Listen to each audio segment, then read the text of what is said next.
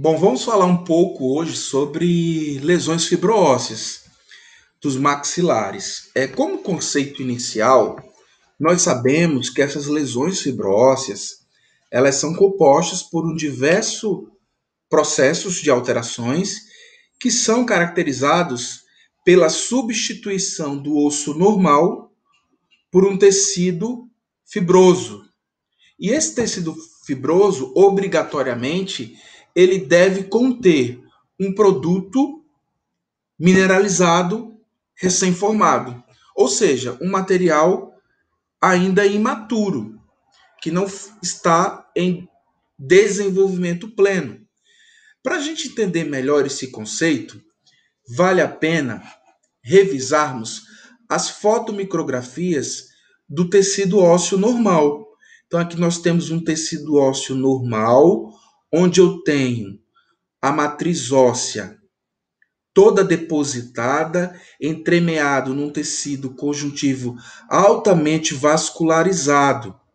Essa matriz óssea mineralizada, eu posso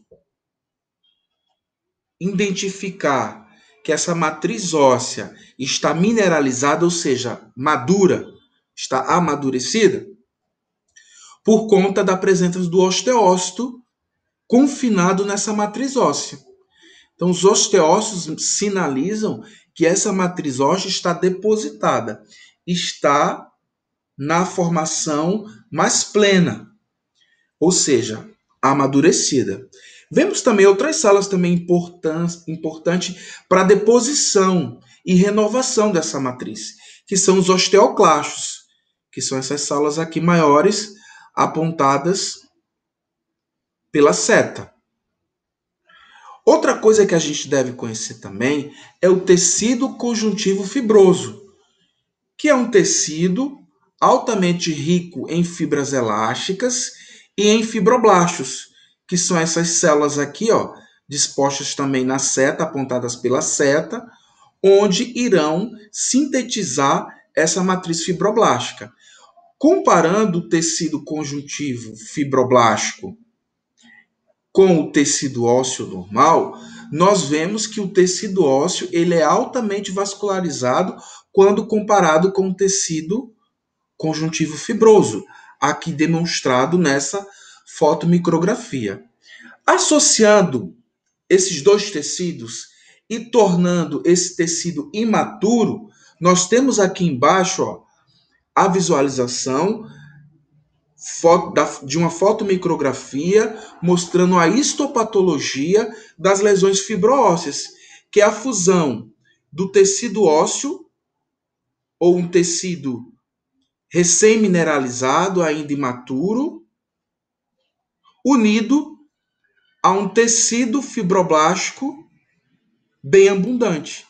Então, essa fotomicrografia abaixo caracteriza o que nós chamamos de histopatologia das lesões fibrósseas. Então, quando eu tenho a associação do tecido conjuntivo fibroso com um tecido ósseo ou um tecido recentemente mineralizado ou ainda imaturo, quando eu falo em tecido mineralizado, vocês têm que lembrar de dois tipos, né? A gente tem que sempre lembrar, com relação aos tecidos mineralizados, dois aspectos, que é o tecido ósseo, que nós falamos agora há pouco, e também o cemento. O cemento também é caracterizado, né, que é um componente do órgão dentário, que a gente também pode caracterizar como um tecido mineralizado. Então, eu posso ter tanto o cemento quanto o tecido ósseo, ainda imaturo, recém-formado, entremeado nessa matriz fibroblástica. Então, assim, eu caracterizo o que a gente chama de lesão fibroóssea. Sabendo-se disso, nós podemos classificar essas lesões fibrósseas em três grandes grupos, que são as chamadas displasias fibrosas, displasia cemento-óssea e o fibroma ossificante. Detalhando melhor a displasia fibrosa, como conceito, temos que ela é caracterizada pela substituição de osso normal por uma proliferação excessiva de tecido conjuntivo fibroso, celular, entremeada com trabéculas ósseas irregulares. Então, o termo-chave para a displasia fibrosa é o tecido conjuntivo fibroso mais as trabéculas ósseas irregulares, ou seja, um tecido ósseo ainda imaturo. Com isso, eu tenho dois tipos de displasias. A que nós chamamos de monostótica e a poliostótica, que têm características semelhantes e diferenciais. O que é que elas vão ser semelhantes? Então, aqui nessa tabela, eu mostro para vocês que as displasias fibrosas, tanto monostótica como poliostótica, terá uma característica radiográfica semelhante. Então, o termo-chave para isso, nós vamos denominar de vidro despolido ou fosco. Então, é a característica radiográfica onde eu vou ter uma nuance de radiolucidez que vai até a radiopacidade. Mais ou menos essas imagens aqui que eu mostro para vocês. Vejam que o tecido, que é a estrutura radiográfica, quando a gente examina as radiografias, seja uma radiografia de perfil, periapical ou uma tomografia computadorizada, eu vou ter essa nuance. Eu vou ver uma radiolucidez que sempre vai tendenciar para a radiopacidade. Então, vou ver áreas enegrecidas e também esbranquiçadas, dando esse contraste, realmente que a gente chama de vidro fosco ou despolido, como se estivesse fora de foco. Então, mais ou menos é assim que eu vou ver as lesões, tanto da displasia fibrosa monostótica como poliostótica. Então, elas terão características semelhantes. Mas nós podemos também diferenciar esses dois tipos de displasia fibrosa. A monostótica, ela tem origem na mutação do gene chamado GNAS1,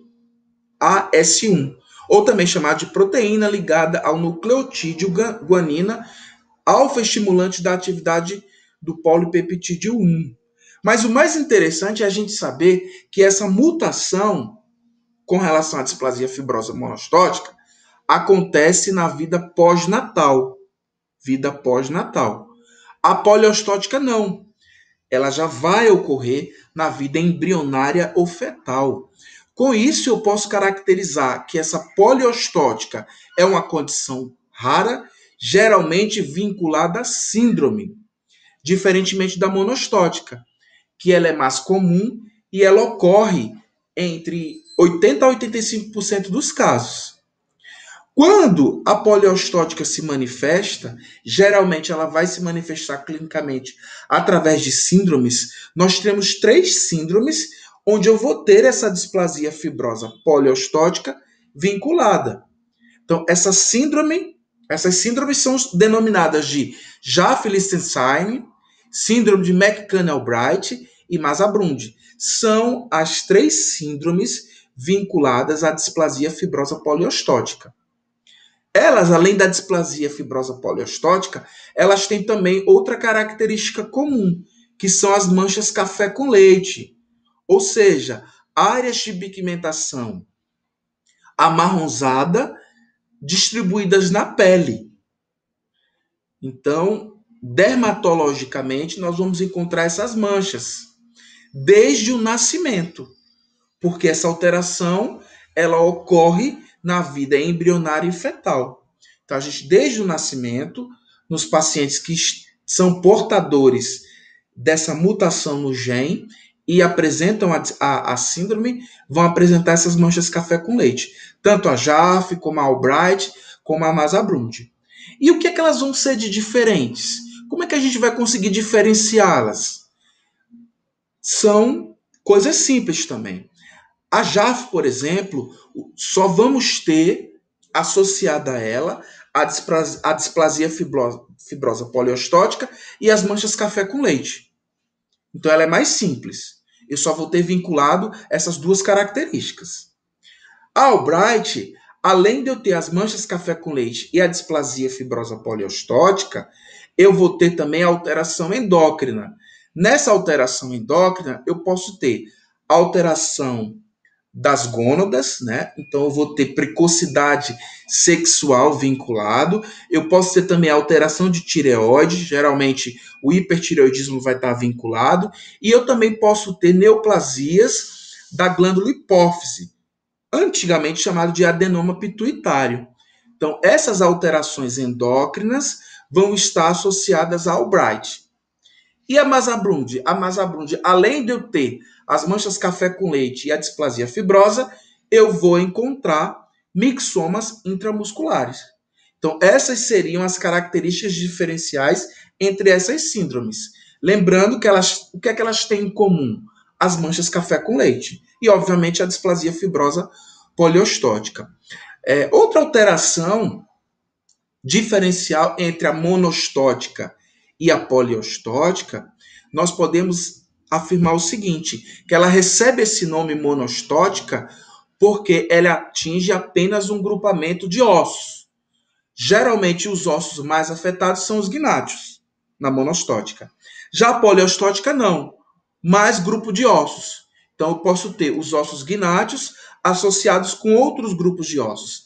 Entre eles, podemos citar os ossos longos, os ossos encontrados nos membros superiores e inferiores.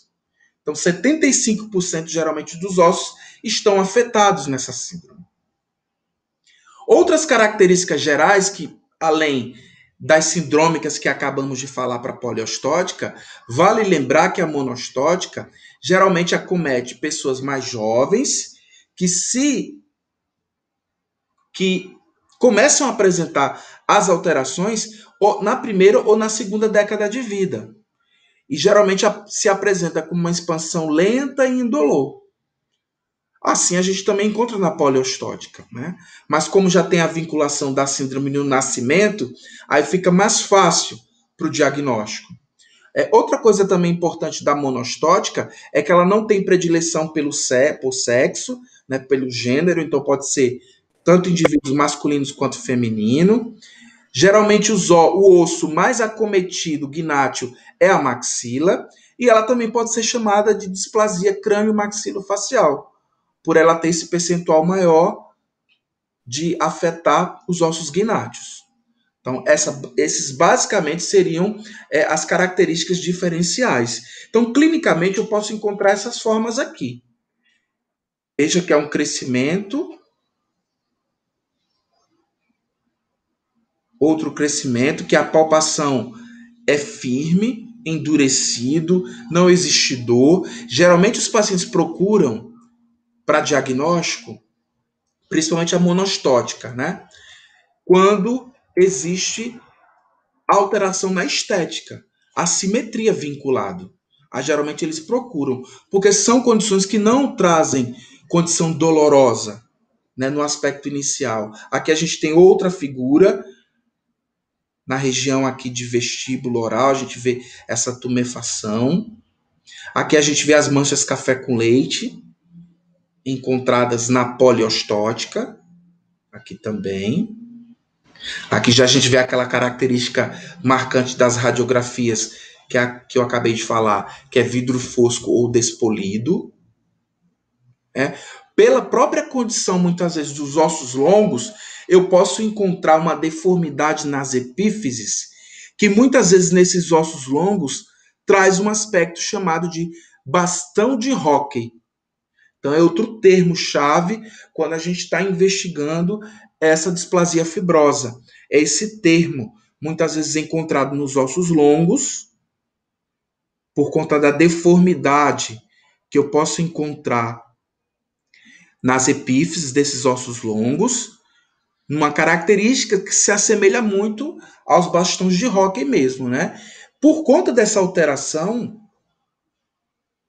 do trabeculado ósseo e da transformação, da substituição desse osso normal por um tecido fibroso, associado a um tecido mineralizado imaturo, eu posso ter as fraturas patológicas também.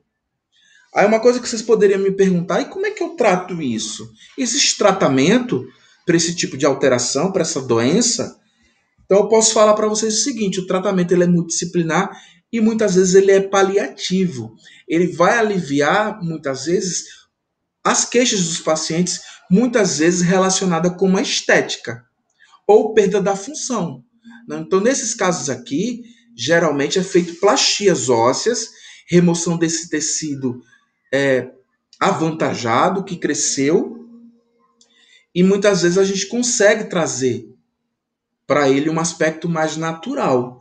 Lembrando para esses pacientes, muitas vezes, é que essa condição não traz a cura, ele é paliativo. Tanto que existem outros tratamentos hormonais, por isso que muitas vezes o tratamento é multidisciplinar. Quando o diagnóstico do estomatologista, a gente tem que encaminhar para avaliação do endócrino, porque muitas vezes o tratamento se faz, por exemplo, com aplicação local de alguns hormônios vinculados à atividade óssea. Aí, entre eles, podemos lembrar o paratormônio e a calcitonina. Então, geralmente, esses hormônios são aplicados para tentar melhorar o turnover ósseo e fazer com que aquela matriz ela se desenvolva e calcifique, não fique imatura. Mas sempre explicando para os pacientes que esse tratamento ele é paliativo. Né? Muitas vezes, para aquela condição, para aquela evolução da clínica da doença, não é aplicado. Aí muitas vezes é indicada a cirurgia. Né? Mas sempre falando para eles, por ser uma mutação genética, essa alteração ela não tem cura. Então o tratamento é vinculado, dependendo do caso que se trata, e geralmente multidisciplinar. Ok? Dúvidas, perguntas? Podemos continuar? Sim, professor, podemos. Ótimo. A outra alteração é a displasia cemento-óssea. Então, o conceito dela é o seguinte, e um termo-chave para a definição, é que essas lesões cemento-ósseas, essa displasia cemento-óssea, é uma lesão reativa, ou seja, não tem uma alteração genética associada. Ela é reativa, em que ocorre a substituição do osso de determinada região. Por isso que a gente classifica ela em 3 tipos, a depender da característica radiográfica e da localização anatômica, por um tecido ósseo-cementoide. Então, por ser vinculada a essa reatividade e dependendo da localização anatômica, por isso que a gente fala aqui, ó, elas diferenciam entre si pelo padrão de localização e pelo aspecto radiográfico. Outra coisa também interessante e importante, que não tem sintomatologia dolorosa. Então, muitas vezes o paciente ele nem sabe que é portador da displasia cemento-óssea. Muitas vezes ela é investigada e encontrada em exames radiográficos de rotina. Quando a gente vincula um tipo específico, como a displasia cemento-óssea florida, que é essa última aqui, onde eu tenho todos os quadrantes dos ossos gnáteos associado, que é esse caso aqui, ó, os vários quadrantes, tanto para a mandíbula, quanto também para a maxila. Quando eu tenho essa difusão das lesões radiolúcidas com entremeanças de radiopacidade, caracterizando o amadurecimento da lesão, quando ela se distribui nos 4 quadrantes dos ossos gnáteos, eu defino ela como displasia cemento-óssea florida. Com isso, não se sabe por que existe uma associação grande entre o sexo feminino e pacientes da raça negra. Vocês vão ver que são mais encontrados nesses pacientes. E geralmente essa vinculação, esse achado, ocorre a partir da 4ª década de vida. Ou seja, o paciente já adulto jovem, né, para adulto, já para idoso, que nós vamos encontrar essa característica. Em face do amadurecimento, essa substituição ósseo-cementoide, né? Então eu tenho aqui nessa vinculada a essa alteração. Aqui também, ó. O ideal é que a gente faça a dissociação de lesão periapical vinculada à inflamação da polpa, né, ou através da doença cárie. Então tem que se fazer essa diferenciação para não indicar, por exemplo, a endodontia desnecessário, porque a gente vai ter essa dúvida. Então cabe sempre nessas alterações a realização do teste de vitalidade pulpar. Geralmente na vitalidade pulpar o dente vai estar vital, deflagrando assim que não é lesão oriunda da polpa, e sim a displasia fibrosa. Ah, mas eu tenho dúvida, ainda não sei, pode ser um cisto odontogênico, né? Pode ser outra alteração. Na dúvida se faz a biópsia. Mas muitas vezes o diagnóstico ele é clínico, né? Então a gente faz tanto essa investigação da clínica do paciente, como também para descarte, manejo radiográfico, né? Muito localizado para ver essas nuances na gradação da radiolucidez para a radiopacidade. Nesse caso aqui, ó, o paciente desdentado.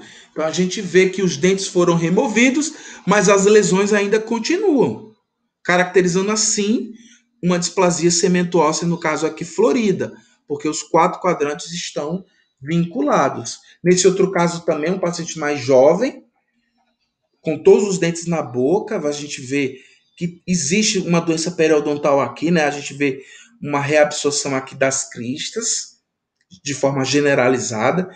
Então, provavelmente esse paciente tem doença periodontal. E, além disso, a displasia fibrosa vinculada nos quadrantes. Então, muitas vezes, o que é que vai acontecer? Você faz uma radiografia periapical e encontra a lesão. O ideal é associar com panorâmica, para ver se aparecem lesões em outros sítios. Então, com isso, já culmina mais, já direciona mais o diagnóstico para a displasia cemento-óssea. Ah, não, professor, eu só encontro em um quadrante, relacionado especificamente a uma região dentária. Aí, nesse caso, aqui eu vou mostrar para vocês, ó, nessa figura aqui, ó, que eu tenho esse molar associado para que eu possa determinar que é displasia cemento-óssea, eu preciso fazer aqui o teste de vitalidade. E também ver se a lesão está vinculada ao periápice. Nesse caso aqui, eu faço uma técnica de localização anatômica ou peço uma tomografia do cone beam e eu consigo dissociar isso. E vejam que para esses casos de displasia cemento-óssea, o tratamento é o acompanhamento. Nesse caso aqui, ó, ela parte para uma característica mais de radiolúcida para radiopaca, mostrando aqui a evolução da lesão. Confirmando que é uma displasia cemento-óssea. Aqui nesses outros casos eu posso ver também, ó, vejo que aqui existe um trabalho protético extenso, grande, uma coroa também aqui cimentada, uma ponte fixa aqui também, ó. Vejam que os dentes não foram preparados endodonticamente. E vejam também que o paciente tem doença periodontal. Olha que bolsa grande aqui, periodontal ele tem. Então, isso aqui é uma reatividade que está fazendo com que essas lesões apareçam. Então, a gente unindo essas características, a gente pode clinicamente chegar a essa conclusão. Muitas vezes, não optando, num primeiro momento, para fazer biópsia. Mas, se tiver dúvida, faz a biópsia. Né? Faz a investigação intraóssea com o exame anatomopatológico. Aqui a gente já tem uma evolução da lesão. São radiografias em tempos diferentes do mesmo paciente. Vocês vejam que ele evolui com a doença periodontal dele. Ó. Ele tem a perda das cristas aqui, olha. Tem diastemas por conta dessa doença periodontal. E vejam que com o passar do tempo, as lesões periapicais, que são caracterizadas como displasia cemento-óssea, elas evoluem. Ou seja, amadurece. Parte de uma radiolucidez para uma radiopacidade. Então veja que eu unindo esses critérios clínicos e também radiográficos, eu consigo dar esse diagnóstico, sem necessariamente executar num primeiro momento a biópsia. Mas se tiver dúvida, recorre a ela. Aí vocês podem me perguntar, professor, identificada a displasia, eu tenho certeza que é, fiz a biópsia, o que é que eu vou fazer como tratamento? Acompanhamento. Esse paciente vai sempre estar no consultório fazendo radiografias, semestrais, anuais, para a gente ver essa evolução, né, da alteração, para ver se tem expansão de volume, para ver se tem dor associada, alguma coisa nesse sentido. Então a gente vai tratar muitas vezes o sintoma, mas a lesão em si ela não necessariamente não precisa ser removida, ela pode ser acompanhada. Então o tratamento é esse, é acompanhamento do paciente, já que eu deflagrei, confirmei que é uma displasia cemento-óssea, ok? Dúvidas, perguntas?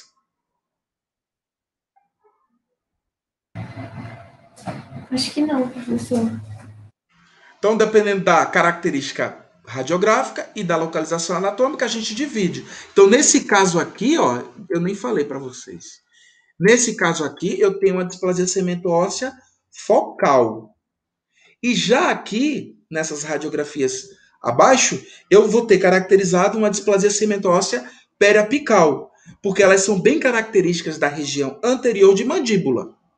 Então, por ter essa natureza radiográfica e também de localização anatômica, a gente classifica ela nesses três aspectos aqui que eu mencionei no início: focal, uma região própria, periapical, região anterior de mandíbula, e florida, quando eu tenho as áreas de radiolucidez e radiopacidade nos 4 quadrantes dos ossos gnádeos. Nos 4, ou na maioria, né, dos quadrantes. Pode ser um segmento total, ou parte dele, ou os 4 quadrantes. Ok, gente? Dúvidas, perguntas? Tá tudo bem? Alguém escreveu alguma coisa no chat? É porque eu não consigo ver. Quem pode ver para mim? Não, professor, ninguém escreveu nada, não. Tá todo mundo acompanhando, não é isso? Essa parte é fácil, é mais simples. E para concluir, nós temos o fibroma ossificante. Que esse fibroma ossificante, ele tem uma sinonímia, né? A gente pode chamá-lo ele com outros nomes. Então a gente tem o fibroma ossificante, também chamado como fibroma cementificante ou fibroma cemento-ossificante. Esse fibroma ossificante, ele é caracterizado como uma neoplasia verdadeira, uma neoplasia benigna verdadeira, um neoplasma verdadeiro. Ele é diferente de outra alteração reacional que a gente vai estudar depois, que é o fibroma ossificante periférico. Quando eu falo fibroma ossificante periférico, eu tenho que remeter a outra alteração que é reacional, que a gente vai estudar isso em processos proliferativos não neoplásicos. Então, existe essa diferença didática entre o fibroma ossificante e o fibroma ossificante periférico. O ossificante apenas, ele é caracterizado como uma lesão fibroóssea. Nele, eu vou encontrar 2 aspectos interessantes. Um trabeculado ósseo associado com esférula semelhante a cemento. Então, essa é a característica-chave que nós vamos encontrar para essa alteração. Outra coisa também é que geralmente aparece na 3ª e 4ª década de vida, geralmente vinculados ao sexo feminino, e a mandíbula, a região de pré-molares e molares, é a região mais acometida. Clinicamente, pode-se aparecer com a forma de tumor, associado aos elementos dentários, então tem um crescimento mais rápido comparado com a displasia fibrosa cemento-óssea, ou na forma de nódulo, associado a essas áreas dentadas, que eu vou ter dente, e geralmente de gengivas também. Então eu vou ter esse neoplasma, né, essa neoplasia caracterizada dessa forma. O que lembra muito a outra alteração, que é o granuloma piogênico, as lesões tanto periféricas como também centrais de células gigantes, mas elas vão ter uma histopatologia e uma natureza etiológica diferente dessa alteração aqui, que é o fibroma ossificante, ok? Então, pode se apresentar clinicamente como um tumor, essa lesão maior que 3 centímetros, ou como nódulos associados aos dentes, Vejam que nessas características clínicas eu tenho o dente associado. Isso é importante para essa alteração, porque outras alterações reativas que a gente vai estudar na próxima aula, elas são características de rebordo edêntulo, que é muitas vezes essa característica do rebordo edêntulo, ou seja, sem a presença, com a ausência do dente, são caracterizados por fibroma ossificante periférico. Aí a gente vai estudar isso depois. Mas o fibroma ossificante periférico geralmente é uma lesão que cresce bem e geralmente se associa aos dentes. E pode se apresentar como um tumor, como mostrado aqui na imagem, ou como nódulos. Aí vocês podem me perguntar, para eu saber a diferença disso? A clínica me remete a algumas coisas que você acabou de falar. Mas como é que eu vou caracterizar isso? Eu vou ter que realizar biópsia. Geralmente essas biópsias elas são realizadas com a cirurgia de enucleação com margem de segurança.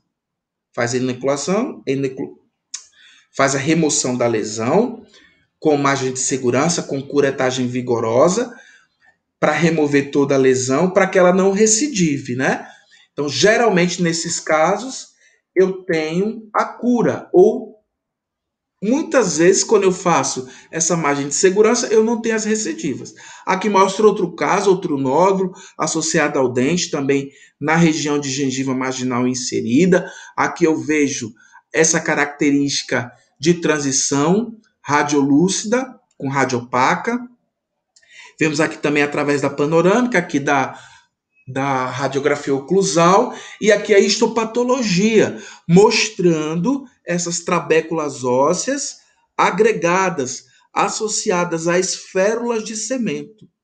Então, quando eu tenho essas esférulas de cemento associadas a essas trabéculas ósseas, é o que vai realmente confirmar que essa lesão ela é própria do que nós chamamos de fibroma ossificante.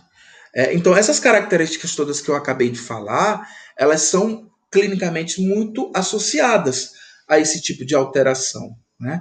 Quando nós formos ver as lesões reacionais, aí a gente vai ter como característica clínica mais indicada para diagnóstico de escolha para esse tipo de alteração. Mas se o paciente é do sexo feminino, atinge mais a mandíbula, é a área associada a dente, e na histopatologia eu tenho essa alteração aqui, importante, né? Que são as trabéculas ósseas associadas com essas esférulas de cemento, eu posso sim caracterizar como fibroma ossificante, ou cementificante, ou cemento ossificante, tá? E vocês viram que para eu ter o diagnóstico de todas essas alterações, eu lanço mão de exame complementar, né? Que é o radiográfico. Então, ele é, muitas vezes, bastante utilizado para nortear o diagnóstico para esses tipos de condição. Tá? Então, sempre lembrar disso, que didaticamente a gente divide esse fibroma ossificante como lesão fibroóssea por ter essas características que eu acabei de falar para vocês. Não confundam com o fibroma ossificante periférico, de que de forma didática nós separamos devido às características clínicas e histopatológicas. Mas o tratamento dos dois são praticamente iguais, idênticos. Né? Então, para a gente não reverbera tanto, muitas vezes, quando a gente aponta o diagnóstico provável, se ele é ossificante ou se ele é periférico, né? O que importa realmente é o tratamento, que muitas vezes é condicionado com enucleação com margem de segurança. Aí a gente consegue, muitas vezes, consagrar ou desmistificar aquele diagnóstico pela histopatologia, que vai dar essa característica aqui, que eu acabei de falar para vocês, que é o trabeculado ósseo com esférula semelhante a cemento. Ok, gente? Aí assim nós temos o estudo dessas lesões fibroósseas vinculadas aos ossos gnádeos.